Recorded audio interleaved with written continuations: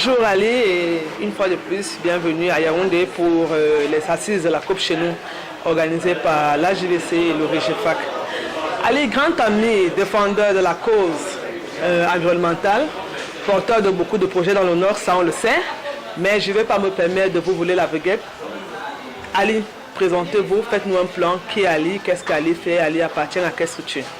Je suis Oumarou Sali Abbo, jeune entrepreneur dans le milieu associatif, entrepreneur social, on peut dire président de l'association citoyenne pour les perspectives d'avenir basée dans la région du Nord, plus précisément à Garoua, et qui exerce dans le domaine de l'environnement, plus précisément la promotion du développement durable aux côtés de plusieurs institutions, à savoir la communauté urbaine de Garoua, le comité régional de lutte contre la sécheresse et par ailleurs membre du réseau des jeunes leaders et des organisations pour la protection de l'écosystème.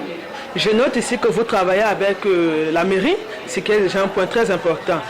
Vu les années qu'on peut apercevoir la dégradation de l'écosystème, les changements climatiques, à votre niveau, quelles sont les actions que vous menez concrètement sur le terrain afin de pallier aux situations de changement climatique, d'autant plus qu'on sait que dans le Nord, c'est une zone un peu très délicate.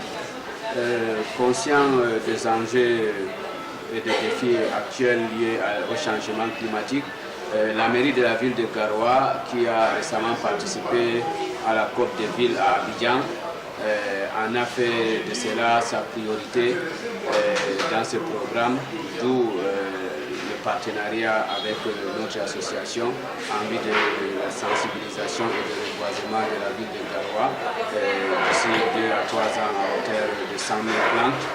Et aussi dans les engagements du maire de la ville d'apporter plus d'accompagnement en faveur des actions climatiques.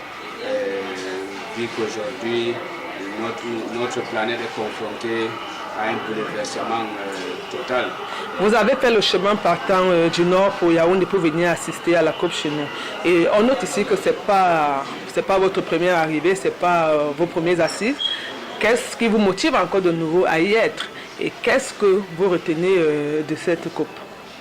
Oui, l'association citoyenne pour les perspectives d'avenir à travers ma voix se trouve aujourd'hui à Yaoundé dans le cadre de COP chez nous organisé par l'AJVC et le REGEFAC pour porter la voix des jeunes du bassin du Congo lors des prochaines COP 27 et COP 15 au Canada et en Égypte prochaine, dans le cadre des messages et de la position de ces jeunes et de nos États pour le changement climatique.